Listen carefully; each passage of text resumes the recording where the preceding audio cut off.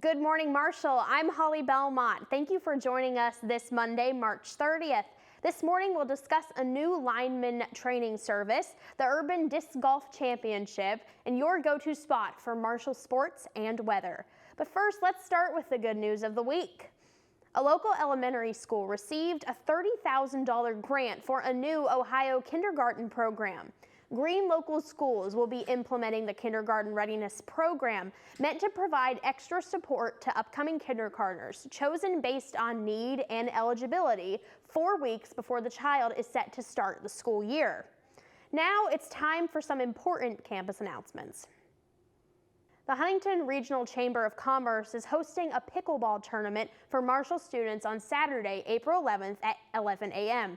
This is a fundraiser for the Downtown Public Art Mural. The entry fee is $25. For more information, visit @Collective37 on Instagram. An etiquette dinner will be hosted in the Memorial Student Center's Don Morris Room on March 31st from 6:30 p.m. to 8 p.m.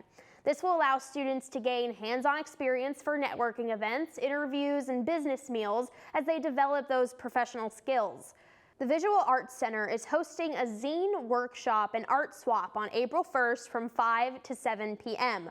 Local artists can take advantage of this free event to view art and receive feedback on their own. The Brad D. Smith Center for Business and Innovation is hosting guest speaker George Souter on April 2nd from 6 p.m. to 8 p.m. for Beyond the Degree. This is intended to help students get the most out of their degrees and build the best future possible. Student tickets are available for free as well. Now, over to Roxy Leonard for a look ahead at the weather.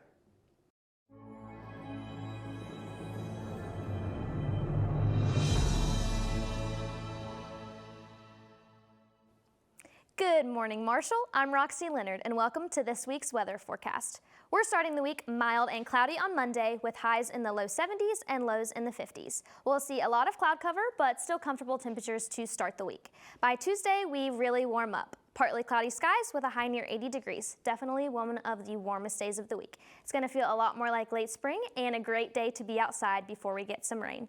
Wednesday brings that change with rain moving back into the area and a high around 69 degrees. Expect a wet day with periods of steady rain, so you'll want the umbrella with you.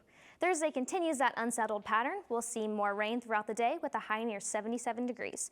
It'll stay warm, but definitely damp and a little gloomy. Friday doesn't give us much of a break. More rain is expected with a high around 71 and a mild low near 60. At this point, the ground will be getting pretty wet, so watch out for some wet roads.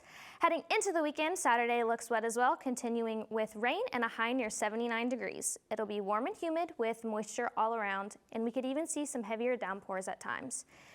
And then on Sunday, more of the same. Rain sticks around with a high near 74 degrees. It's a consistently wet into the week, so outdoor plans may need a backup. That's all for your Good Morning Marshall weather forecast this week. I'm Roxy Leonard. Back to you, Holly. Thanks, Roxy. Here's the latest in your local and campus news. The West Virginia Department of Environmental Protection says a sheen with a petroleum odor was reported in the Kanawha River in Charleston, and it has been contained as of Saturday night. DEP crews were out working to absorb the petroleum using booms near the Kanawha Boulevard and say they were able to contain the spill in a storm drain. There has been no impact on wildlife at this time. Wayne County Board of Education launched a new lineman training vocational program in partnership with GMB Powerline Services Company. GMB says they will provide all the required equipment and materials for the course. The program is set to begin in fall 2026, and juniors and seniors in high school can enroll now. Marshall held its third annual Urban Disc Golf Championship on Saturday. The scholarship event had over 110 people show up to participate in the 22-hole course. That's 4 more than the traditional 18 holes. But event officials say they had to expand to accommodate the amount of people who showed up to play. Now, Shane Darling is in with the sports spiel.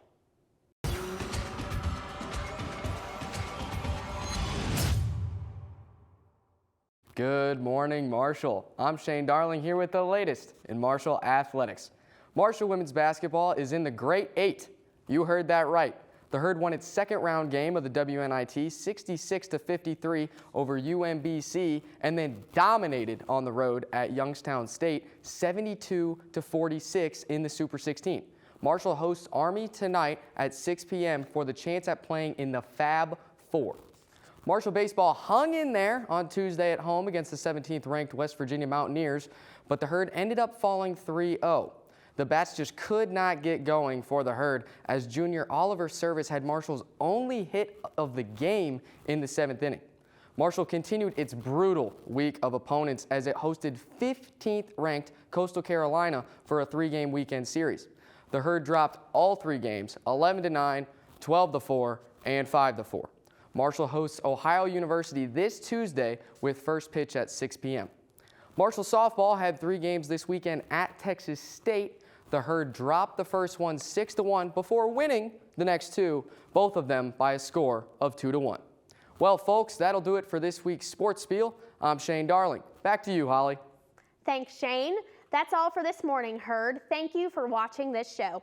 It's a student-produced newscast brought to you by the W. Page Pitts School of Journalism and Mass Communications, as well as the Department of Geography. Tune in next Monday, April 6th, for the voices of the students told by the students. And remember, good mornings make great days.